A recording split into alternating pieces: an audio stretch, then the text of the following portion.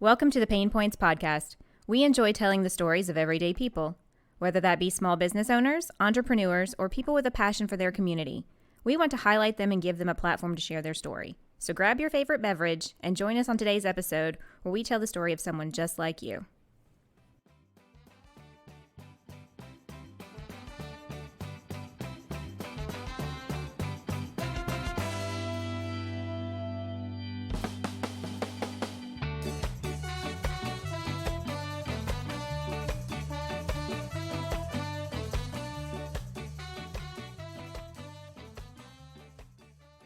Hello, I'm Megan Harbuck. Welcome to the PaynePoints Podcast. Today, I'm joined by my lovely host, Sarah Harbuck. Hello, everyone. And Kal and Collin of Kuroshiro.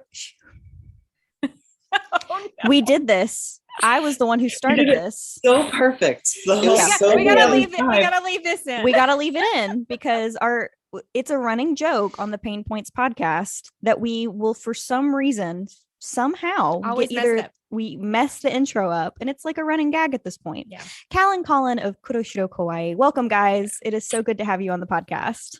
Hello. It's awesome to be here. Yeah. Thanks for joining us today via Zoom. I know that can be difficult. Technology isn't always our friend. So thanks for taking the time to do this with us. Absolutely. Perfect. Well, we want to get right in and have you guys tell us a little bit about yourselves before we jump into your business. So who wants to go first? Uh-oh. So we'll have Colin go first on pretty much all the questions, and I'll follow after until we get to the business point. So Okay, yeah. good deal. Sounds good. Take it away, Colin. Yeah. So my name's Colin. I've been in the Japanese fashion, hobby for 20 years. Wow. So Okay, wait, hang on. 20 years? Did you start when you were 3? I mean, you look not in an insulting way. You look so youthful and young. What is your secret? You're going to have to tell us all later what your skincare routine is. Anyway, go ahead. I am 31. I got into it when I was around 10, 11. Oh, wow. Through music and visual K mostly, which is my favorite genre of music. I started out just like any other person would in the fashion, horribly. But it made me happy. So that's all I cared about. My first brand items were from Matier, Mom and Matier, which is Mana's brand from like Malice Miser, Mon Moi. I'm a goth at heart, and I always will be, and that will never change. So I definitely used Japanese fashion as a way to stand out from like other goths and other people in the community. And it helped me feel like more expressive to myself. Fashion is my biggest passion of self-expression. So the way that I present to people and I present outwards, it's never for anyone else. It's simply because it makes me the literal happiest. And I tend to not care if it offends people or if it's something that they're not really happy with, because you don't learn anything in life from just like idly like going by and just like going with whatever flow it is. I go with what makes me happy, and the fashion has definitely always been that for me. So That's awesome. Cal? All right, so my name is Cal. I started in the fashion when I was 24, 23. So like 2016-ish. I'm 29 now, so it hasn't been that long for me. He's the one who actually got me into it. So I'm a photographer, and he was like, we need a photographer for a fashion show. Yeah, that's a natural pairing right there. Right. Yep. So he was like, if you're coming to the tea party later on, you gotta wear the fashion. You gotta dress the part. Oh boy. And it snowballed. I'm down on the deeps now. So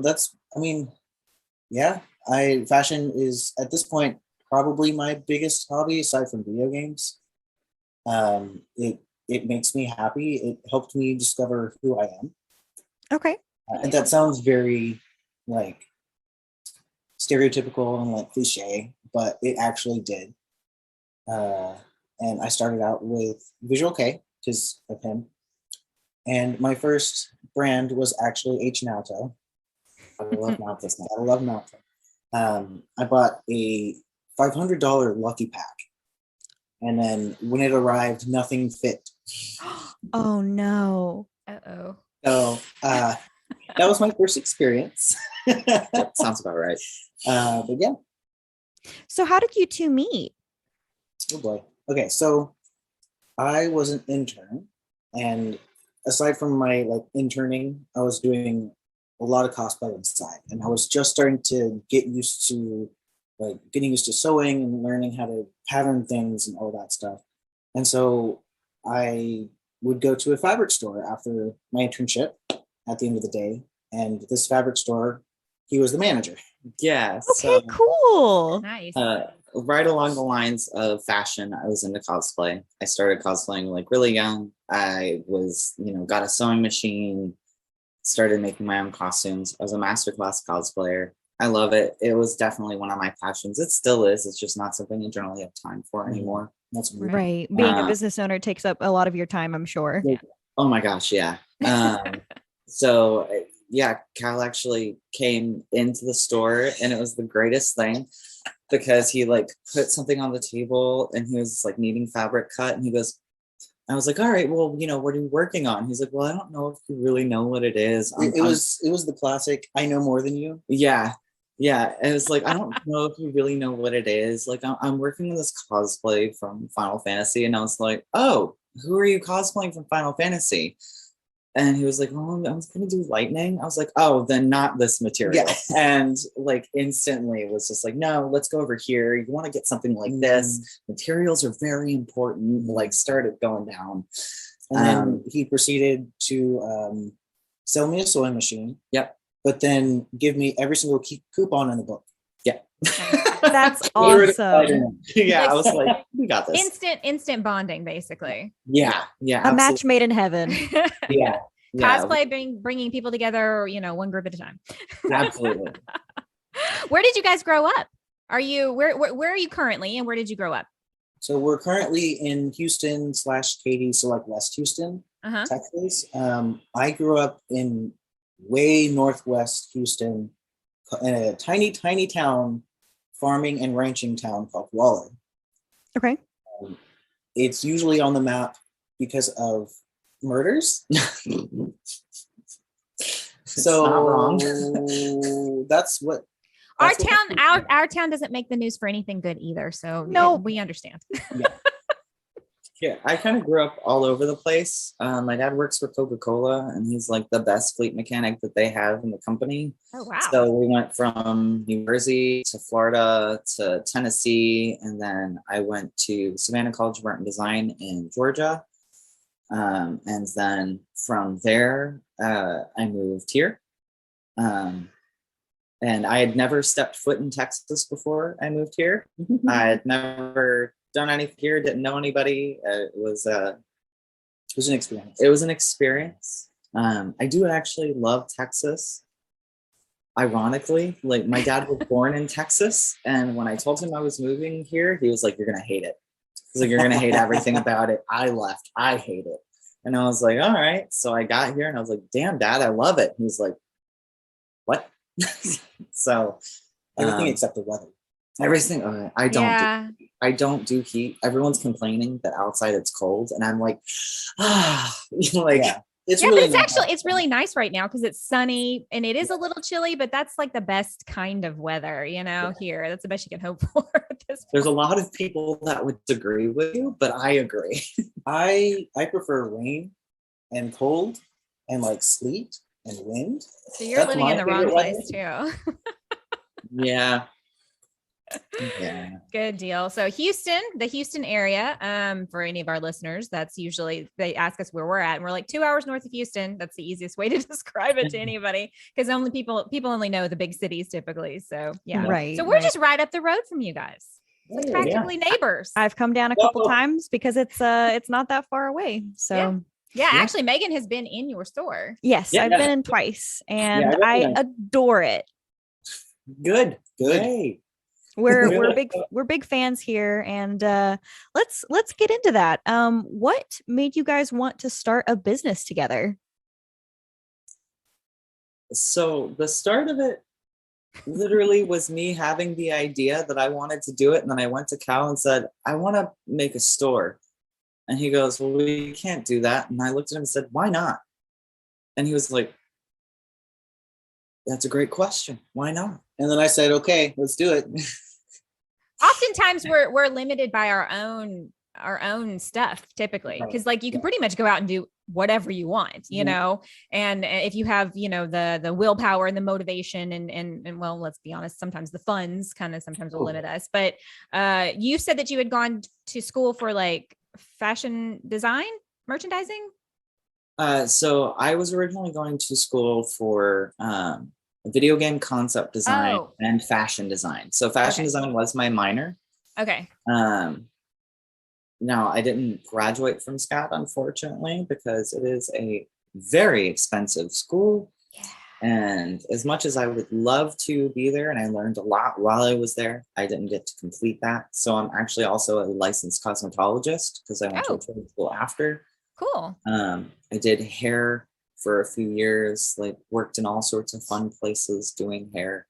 I would imagine though that because like fashion and, you know, your style, those things go hand in hand. So I'm sure that all of that stuff taught you things to help you guys, you know, you've got your background a little bit in that area, plus you're a cosmetologist, and then Cal is a photographer, you know, all these little elements come together. So whenever he was like, well, we can't do that. And you're like, but why not? And like, that's a great question. Then what happened? What did y'all do?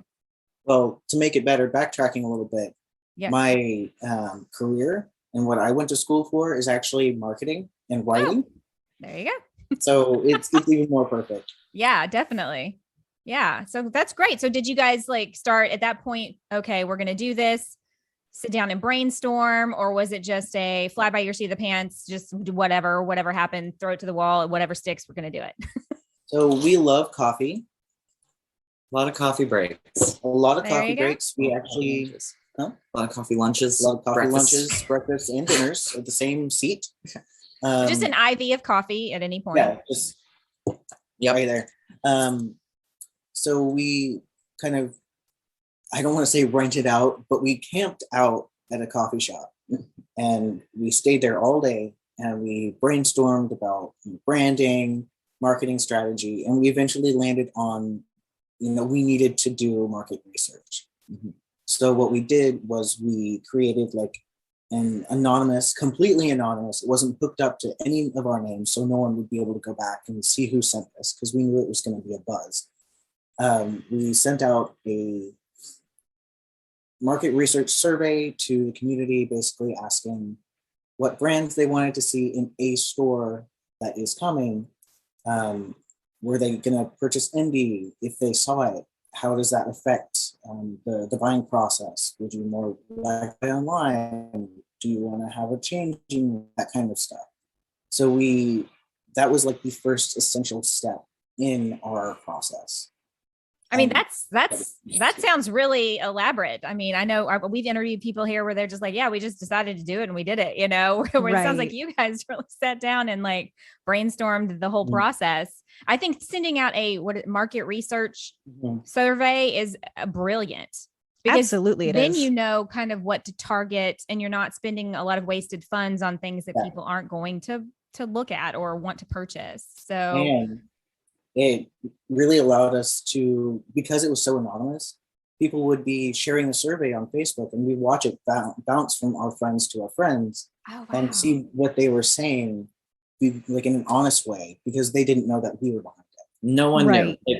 No one knew at all, except for like our a direct partner or something like that. No one knew what we were planning, what we wanted to do, nothing. What was the most surprising thing you guys found from all that? Like what were you expecting, but then it went in a whole different direction? Or did that happen at all? I think people wanted indie more than I expected. Okay. So people wanted to see more indie designers a little bit more than I expected. which I love, like, because we love supporting other small businesses and small designers. Sure. But it definitely was one of those things where they were like, one of the questions was, would you be more likely to purchase indie brands if you saw them in person? And I think it was 98% said yes. Wow. They That's were like, huge. oh, okay. So definitely carry indie then. Like, Yeah. How long did you do this market survey for?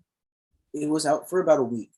Okay. Oh, wow. And if you don't mind divulging how many people participated in it, you of course you can decline, but I think at the time, no, it was so much more than that. You don't remember? I don't We've put remember. them on the spot.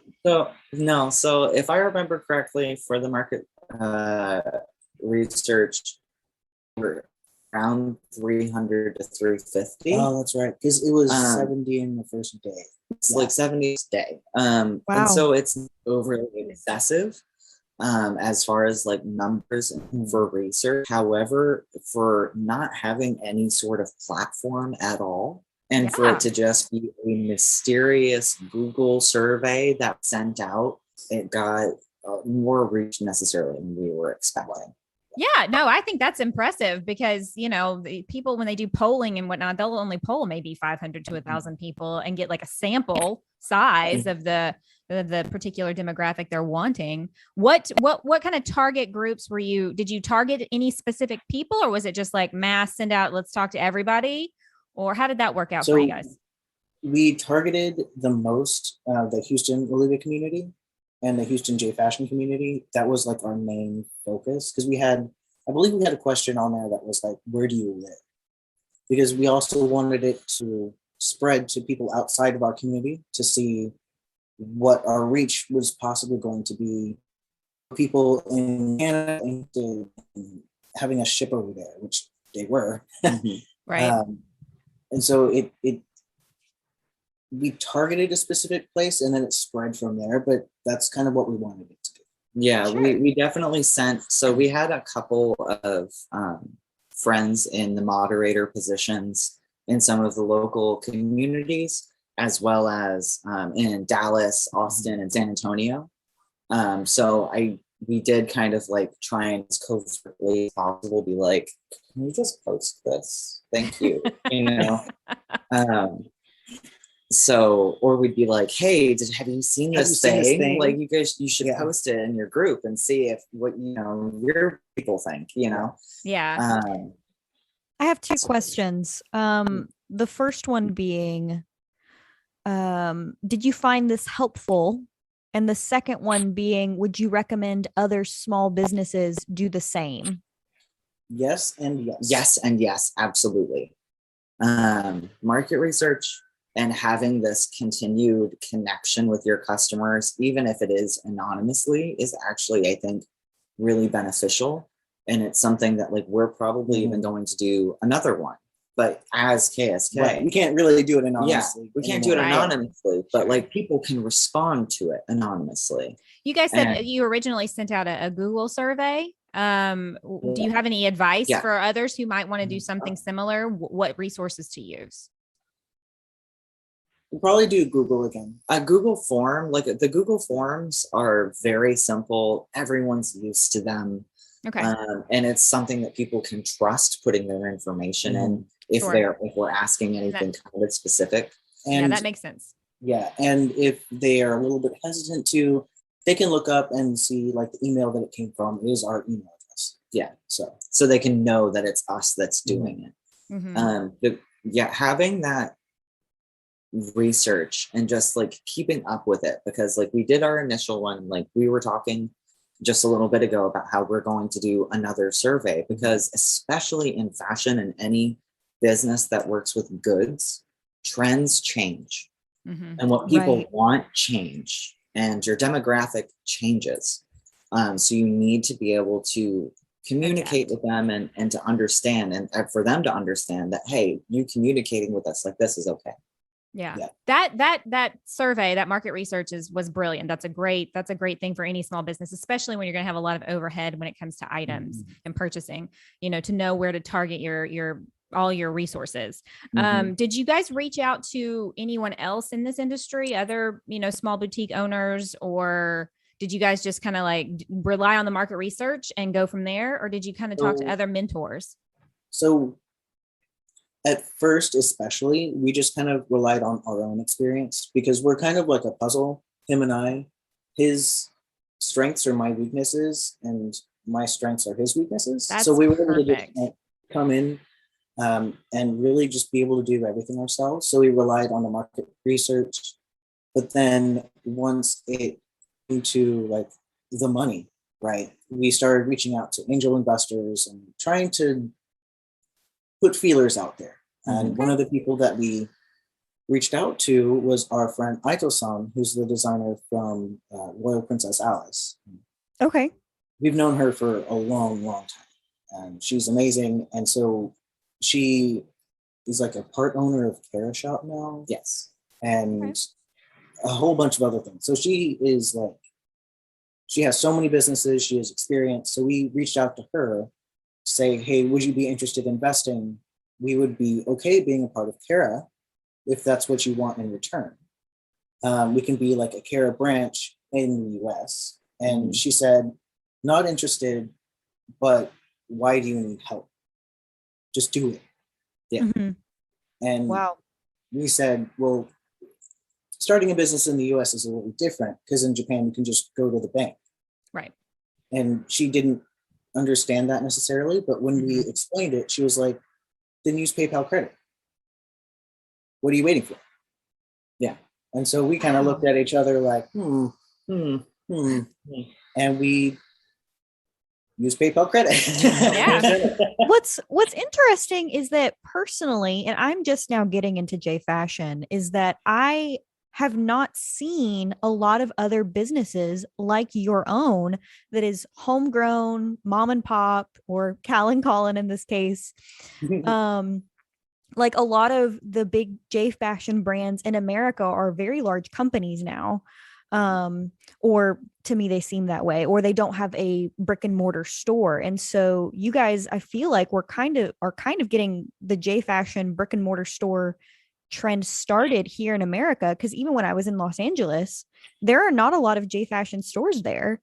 I can't say anything about New York City, but I think that you guys are hopefully starting something that will continue throughout the rest of the country. Because of course, in Japan, there's tons of different unique boutiques, but here in America, y'all are probably one of very few. We are indeed one of very few. There was because there's still the New York Baby, right? No, they closed. Didn't Yeah. they? There used to be many more, like a couple more Japanese fashion boutiques, like brick and mortars out there, especially in San Francisco, LA, and New York. But because of like COVID and just general financial issues, they have been slowly closing. And so I wouldn't say we're necessarily starting something. We're more a part of something trying to get it started. I think our big difference is that we saw a couple of the stores, and I've either known people from stores or had experiences and stuff like that. And my biggest thing, as much as I am like tall and scary, I'm a very friendly person. And there was just some places where I was just uncomfortable. Sure. And some places where I felt weren't a real actual representation of what the fashion in the community were supposed to be. Absolutely. And for me, like that comfort and that like happiness is the most important. Like people's safety and their happiness is the most important thing. There's been some places I've gone into, clothing boutiques or whatever, and if the people are, because clothing and our bodies can be such a very deeply personal, and we're so critical sometimes of the way we look and the way things look on us. So going into a place that feels safe with other people who are, working there, that are going to encourage you and make you feel pretty in whatever you try on, or make you feel like you're not ugly or weird or whatever. Like that's very important. Going into any kind of store that especially sells clothing or fashion of any kind and feeling comfortable to be in there, feeling like you belong. That's a big deal. I won't shop at certain stores because like they just act like really snotty with you. Like, well, and you're just like, I'm not going to shop here then if I'm going to be treated like that. Exactly. And I want our listeners to know that if they go to Kuroshiro Kawaii, they're going to be treated like friends, because the both times that I have been there, I have been treated like a longtime friend of both people who had been working. Bree was one of them, and then Sally was the other. And they were both just so kind to me both times. And we talked about our experiences in J fashion, and they told us about the store. And, that's lovely to be able to go into a clothing boutique and feel like you are a friend. Mm-hmm. Yeah. So having an environment like that is definitely a plus. Yeah. Like our biggest thing is when we were creating the store, as it being like literally 100% trans owned and operated, like we wanted a place that no matter what, if you maybe weren't sure about yourself, you could go in and try things on and no one is going to judge you. Yeah. Like I've bought dresses. I'll still wear dresses. Yes, I am a trans man. No, I don't think clothing is gendered. So like you wear what you want. We're not going to judge you. We're going to do anything we can to make you like find something that you really love and fits you. And we're going to be honest, like, because the big thing is like, not everything looks good on everybody. Sure. And we're going to be like, hey, we absolutely love these colors on you. Let's find something that works the best for you. Like, how do you feel in it? Let's find a different, right.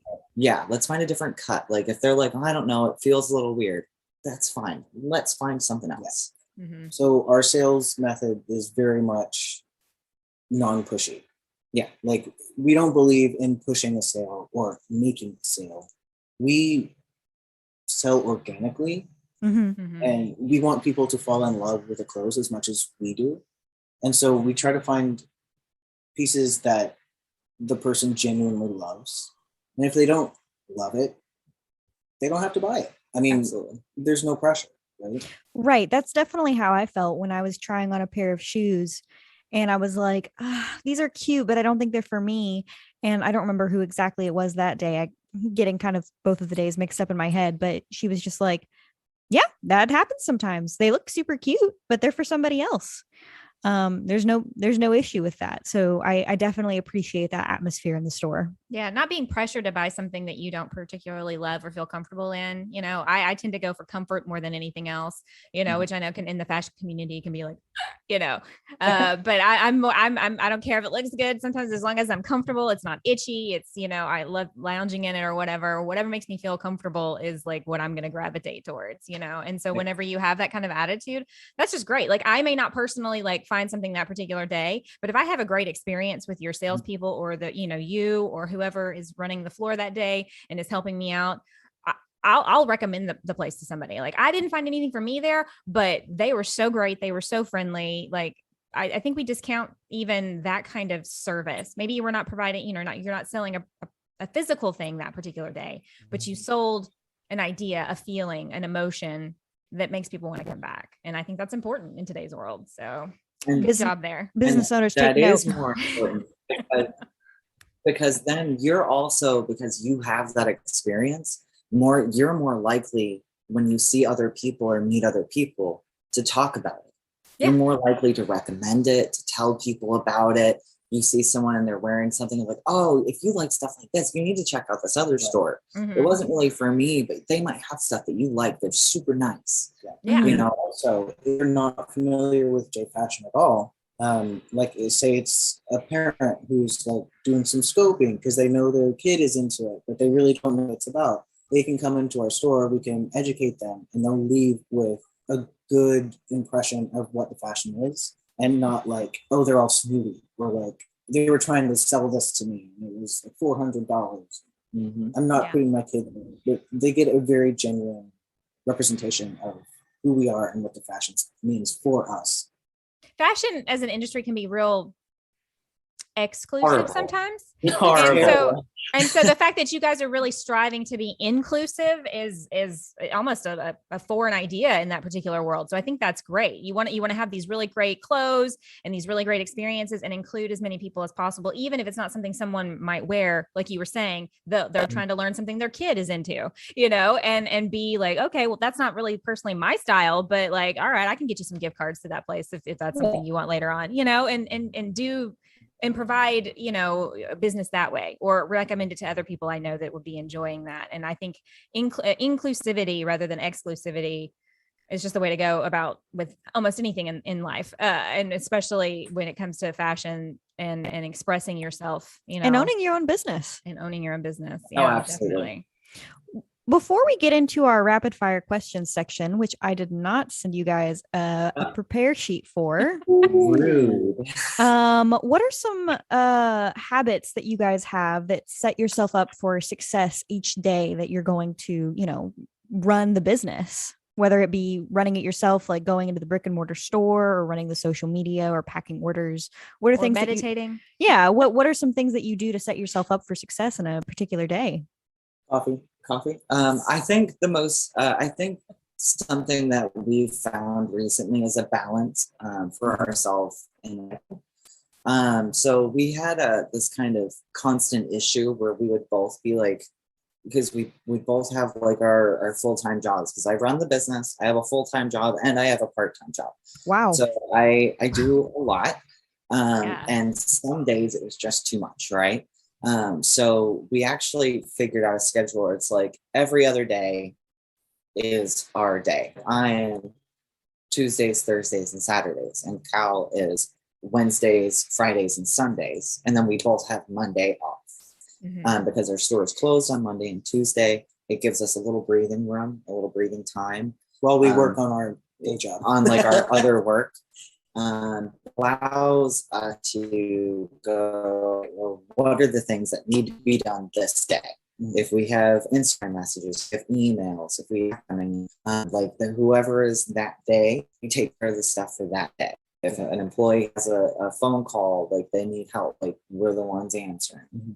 And I think that has helped both of us significantly, as well as like with not feeling more of a burnout and with being more productive, because it's not just every day, gotta do this thing. That's a good idea. Splitting the days and you each sharing the load, but no one person's having to deal with the day in and day out running. I think that's a good idea. Would y'all like to share what you do outside of the business, or because people may not know that Kuroshiro Kawaii is not only just supported by itself, but by people who are working other jobs? That's huge. Yeah. So currently I'm unemployed. So I got laid off in November during a KSK event in Vegas. So that was fun. No. So I'm after just buying a house. After just buying a house. No. So I'm currently doing what I can to make the bills. We don't get paid from KSK. It's a passion project. We do it because we love it. Right. And so I'm doing everything I can. I'm doing Uber. I'm now video editing for Fluffy Kawaii Joe on YouTube. And pretty much anything that I can do, I'm doing it. Staying busy. So I am a what's called a CEC lead. I work for blinds.com, which is a Home Depot company. So I am I have shifts like a manager on duty, and I have to start a sales team. And then I have a side job where I'm a personal assistant, where I'm also working on becoming a certified project manager. So I take care of like one of my friends, like I help her with side work that she's with work, project management, organization, notes, things like that. So I actually, like on my opposite days of KSK, I have 2 to 3 hours set aside on Monday, Wednesdays, and Fridays where I'm doing that personal assistant work usually at around 11 to 12 until 2. And then 2 o'clock, I start my regular job and I work from 2 to 11 p.m. That's Wow. Monday through Friday. So you guys are just hustling. Yes. That's incredible. Yes. Hustle, Yes. hustle, hustle. That's I mean, that's the life of a business owner, pretty much. it's the life of Yeah. a business owner. It's the life of us Americans. Pretty much. Absolutely. Woo. That's the truth of it right there. All right. You want to do the rapid fire questions? Yes. So I'm going to ask you guys a series of questions and just answer them as quick as you can. This is our kind of fun, brief intermission part of the podcast. So the Okay. first question is, what did you have for breakfast? Coffee. How do you take your coffee? Iced with Iced. a lot of espresso. Iced with just a tiny bit of milk or just iced black. What is your favorite song right now? Black Mamba by Glass Animals. Youth from Bell. Are you currently watching a TV show? And if so, what show? My Little Pony. Noise. Friendship is magic. Yes. My little I don't know. pony. I'm not watching anything right now, actually. Okay. What is your favorite book? A Dozen Black Roses by Nancy A. Collins. Squire from Smarters. What is your favorite flavor of ice cream? Chocolate. Chocolate. Coke or Pepsi? Coke. Coke. Sweet or salty? Both. I have to say sweet because I'm allergic to salt. Oh, that's a really weird allergy. Yes. Beach or mountains? Mountains. Mountains. Zodiac sign? Aries. Spring, summer, fall, or winter? Winter. Winter, yeah. Winter in Texas. Texas winter, aka fall. Everywhere Fall. else. Everywhere Fall. else. So fall. Yeah. there That's you go. fair. Are y'all introverts or extroverts? Extrovert. Introvert. Favorite color? Black. Black. Is a hot dog a sandwich?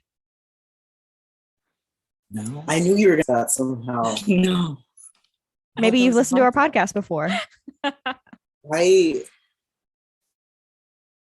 Yes. I'm a Yankee. I can't say yes to that. A hot dog Hot is dog's a it's a sandwich. dog. All right. And what is your favorite social media platform? TikTok. Realistically, none, but TikTok. Instagram. Yeah, that makes sense for you. TikTok's where it's at right now. I hate Absolutely. I just think it's fun. I like I do too. science. I follow a lot of like archaeologists and stuff like Okay. that. And I Okay. follow like dinosaur exploration and that's I don't Yeah. know. And like I don't know. Best TikTok is cat talk. Like I Yes. mean cat Yes. puppy. Yes, I agree. Totally. Okay. Well, let's take it back to the business side of things. Thanks for doing that fun little intermission with us. When you're running a business, as you well know, that it's not always smooth sailing, and there are things that you have to overcome. Obstacles and different things, challenges. How do you guys work through those problems when they come up? Do you have a system in place? Do you just kind of tackle each thing as it comes at you, depending on what it is? Like, walk us through what it's like to jump through the hoops and over the hurdles. All right. So obviously the biggest hurdle right now is COVID. Yes. Fun fact, we are currently operating on like 1/3 of our business plan. Oh, Wow. So the other 2/3 are photography studio and events, which Okay. we've dabbled in the photography studio a little bit, but because of COVID, no one really feels comfortable. Right. We don't want to, like, as we said before, safety comes first before our business, before money, before everything, right? So we don't want to host events until COVID comes down and kind of tapers off. So currently, we're kind of just going month to month. Yeah. It's every single month is a new challenge, a new struggle. Rent is a thing, but Yeah, unfortunately for us, we signed the lease for our place in December of 2019. Wow. Oh no. a 3-year lease. And it's a 3-year lease, Yeah. and we are unable to break it Yeah. without a lot of money. Yeah. And it's definitely something where if we had gone to sign that lease a couple of months later, we wouldn't have. Yeah. That's because understandable. It wouldn't have been a good decision. And even in COVID, even at the beginning, we hadn't started build out, we hadn't done anything. And we asked them, we're like, listen, like this is a pandemic, like we can't open, we can't do anything. We haven't done anything. Can we get out of the lease? And they flat out said no. Yeah, they are very, very strict landlords. Yeah. Let's put it like that. So we were stuck. And unfortunately, because of that, we've had to reach out to the community a couple of times for help because with tariff changes that happened on imports, with cost of shipping skyrocketing exponentially year after year, our overhead just keeps getting worse and worse.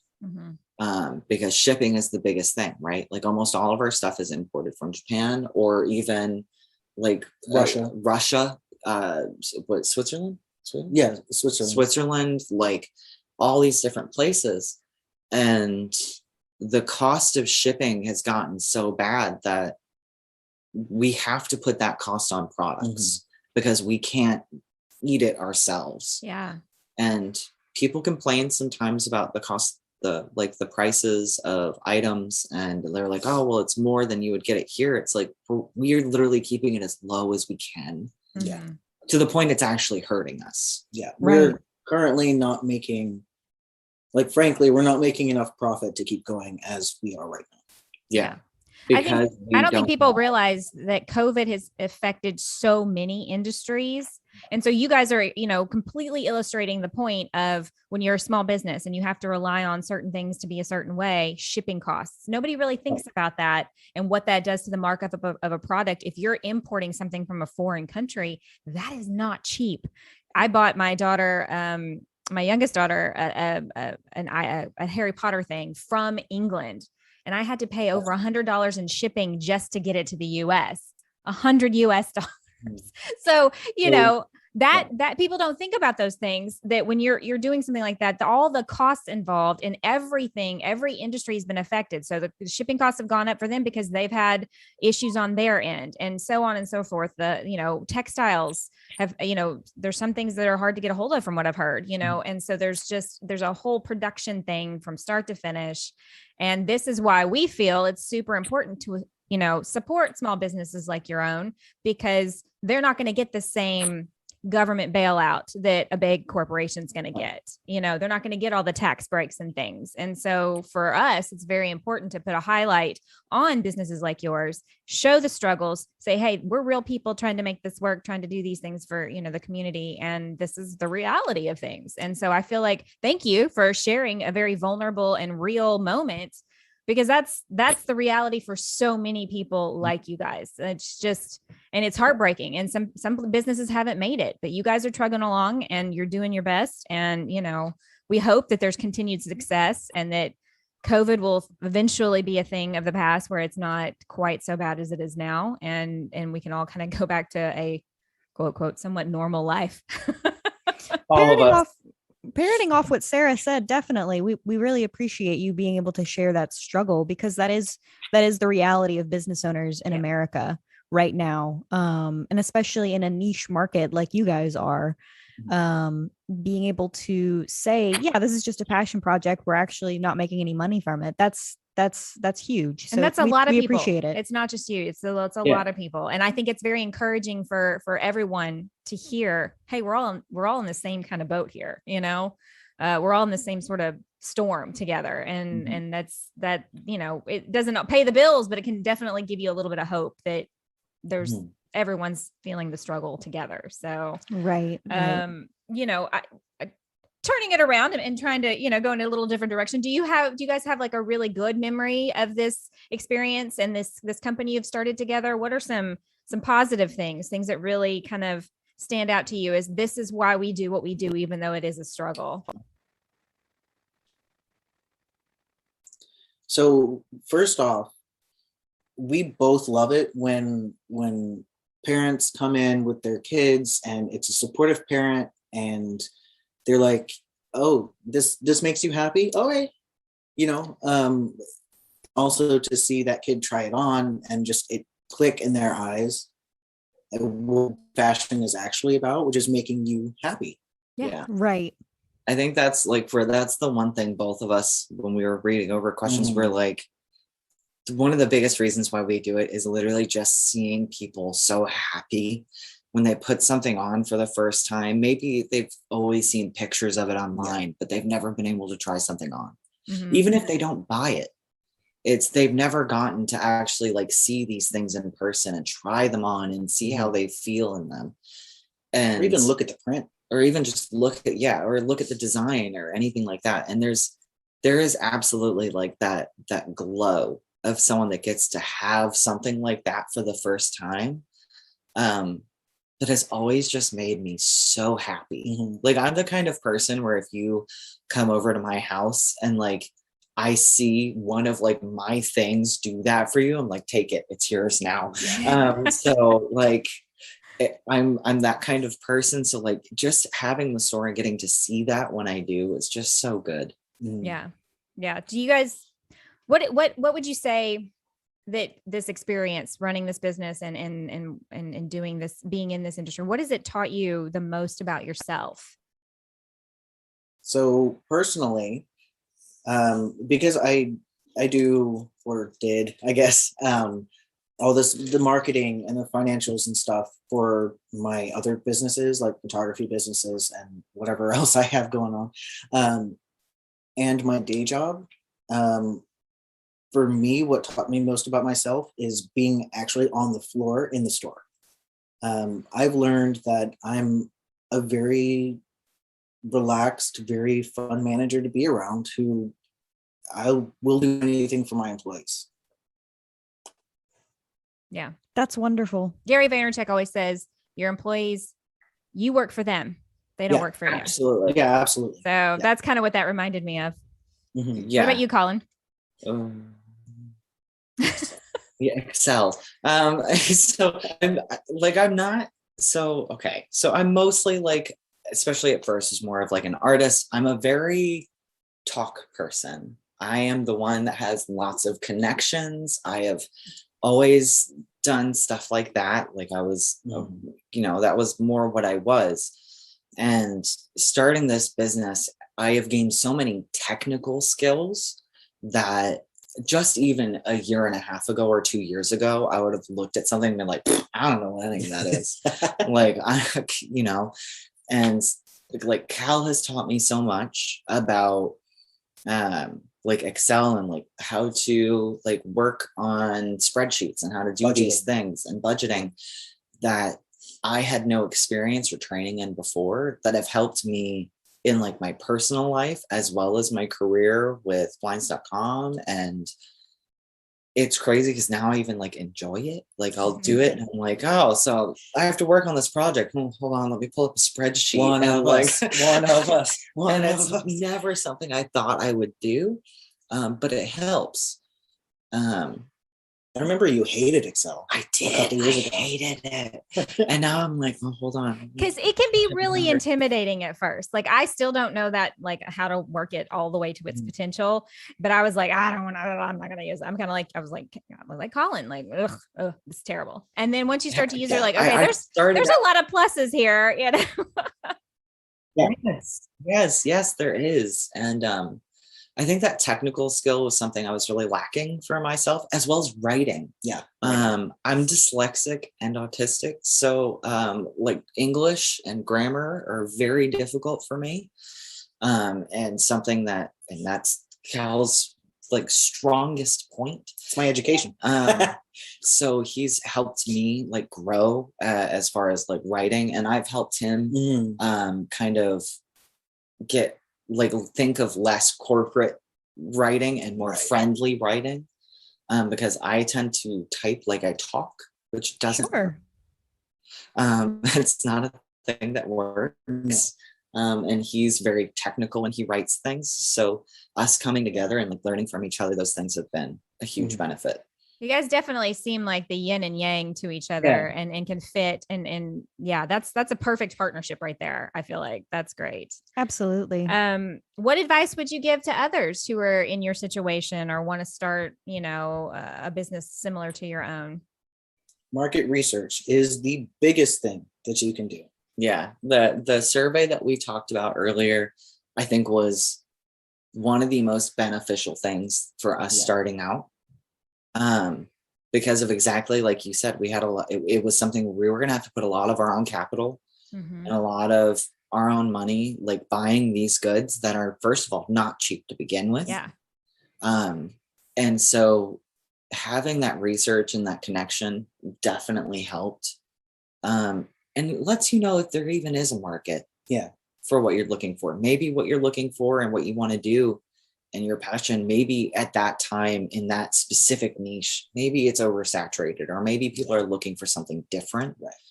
And that way, if you know that it's oversaturated or people just don't want it, you don't waste your money, because there's a lot of money on the line. Mm-hmm. Yeah.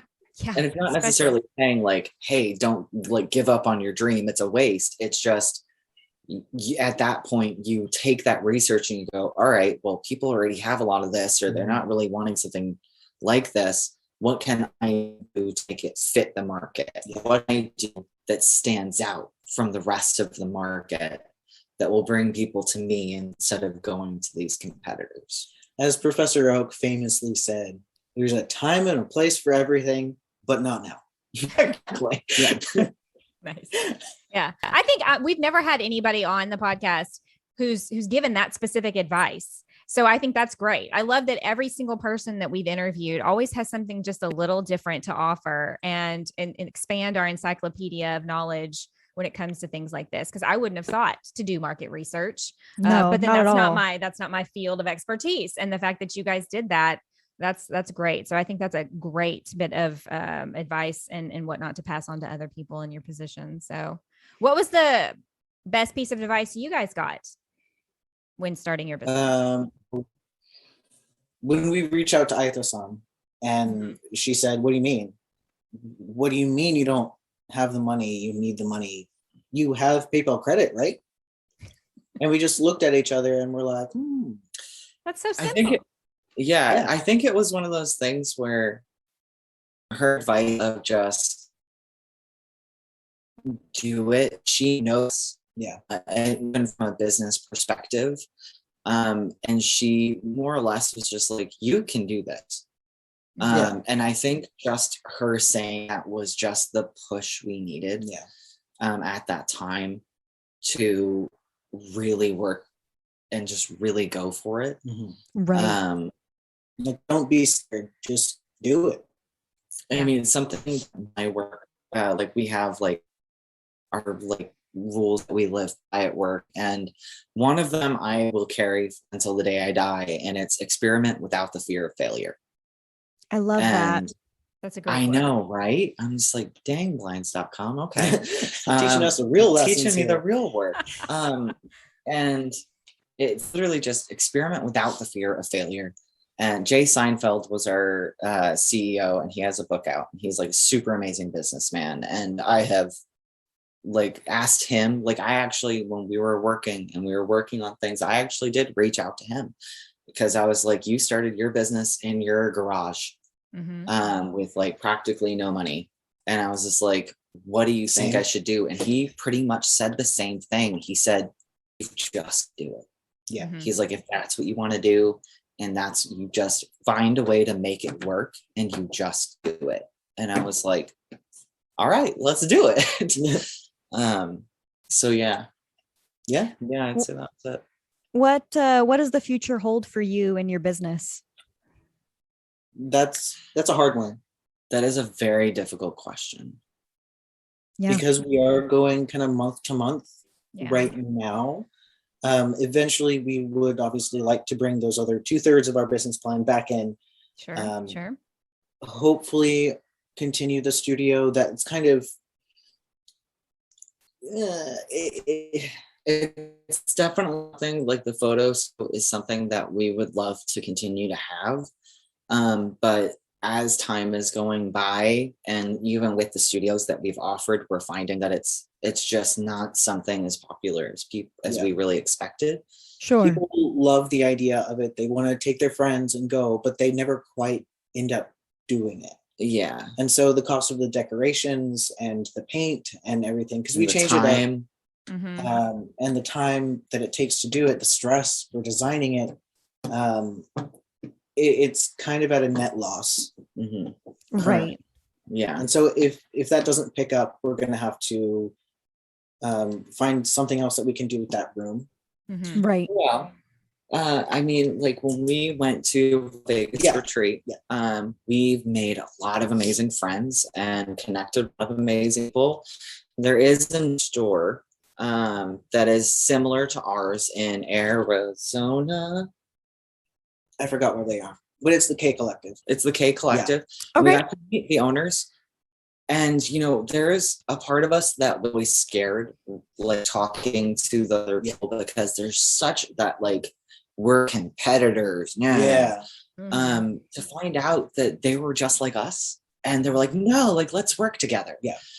So like the possibility of the future is like, maybe we're going to start doing collaboration pop-ups in that area where we have like artists or indie brands or even other stores just like have a weekend pop-up. We talked with K Collective about, because they also have like a little area next to their store that they own, that they do pop-ups at. And so they were like, how do you want to come over and like do a pop-up with us? And then we can go over there and do a pop-up with you. Like something like that. So a very collaborative thing. So we've been talking about, is the future of the photo room going to be a pop-up place, or is it going to stay a studio, or what's going to happen? So that's kind of up in the air, but we do definitely want to bring events back. Absolutely. Well, I mean, it sounds like you guys have a lot of potential and a lot of great ideas. It's, you know, timing and obviously the current state of the world, you know, kind of shifting a little bit, that it hinges on some of that stuff. But I feel like y'all's go-to attitude, hustle mentality is going to help you out in the long run. And I wish you all the best success going forward, and that things pick up and get a little better. And hopefully we at PaynePoints can help you guys out, because I think that we see a lot of potential and success in your business. Yeah, that would be awesome. Yeah, it'd be fantastic. Well, on that note, tell everybody where they can find you, your physical location, if you have like a website, if you have an Instagram account where you post your latest, newest arrivals, all that stuff. All right. So first of all, main thing is website and newsletter. So our website is kskawaii.com, and that's kskawaii.com. It will pop up like a little newsletter thing whenever you first visit. Sign up for that. That is the best way to get news on any important thing that we do. We do not spam newsletters, so no one has time for that. No, right? No one has time to make all those. Yeah, no. So we send out important newsletters whenever we get a new stock, whenever we have a new pre-order from Metamorphose or Qpod or, you know, whatever. Yeah. So that's the main outlet that we use, but we also have Instagram at KS Kawaii Shop, TikTok at KS Kawaii Shop _staff, because our staff is in charge of the TikTok. We have a Patreon. Yeah, we have a Patreon. Okay. Good. That gets you into like Discord access. You also get first pick on any of our pre-orders. Right. So the pre-orders open for our our patrons before they open to the general public. Okay. So like, especially for Metamorphose and some of the other brands, we get very limited quantities. And when you're deciding like, oh, I want to buy an entire dress set or something like that, for orders over $400, we have free shipping. So ordering within the US. So for ordering from us, that order, you're gonna save some money without having to deal with shipping from Japan and possible customs and stuff like that. And also, it's a bloodbath release, like a really, really popular release that's gone in 2 seconds. Going to us through our Patreon. First, you sign up for the Patreon, you get that early access. It's more likely that you'll be able to get Even on like some of Meta's like really intense releases, we can almost guarantee you that we can probably get it because we are an official retailer for them. Awesome. Well, we'll have all of those links and description in our podcast episode, and you guys go check them out, especially if you're into J fashion. J fashion. I'll get it right one day. J-fashion is Korean. Yeah, I know. Well, Kal and Collin, thanks so much for taking time out of your day and what sounds like incredibly busy schedules to talk with us about your business. Thanks so much. We wish you guys the best, and everybody can catch us on the next episode. Do you have a story to tell? We want to hear it. If you'd like to be a guest on our podcast and share your story, contact us on our website at PaynePoints.com or any of the social media linked on our website. Be sure to subscribe and follow us on either Spotify, Apple Podcasts, or YouTube. We'd appreciate a review, a like, or a comment to let us know what you think. You can find all of our podcasts linked on our website under the podcast tab. Once again, thanks for joining us, and we want to wish everybody a wonderful day.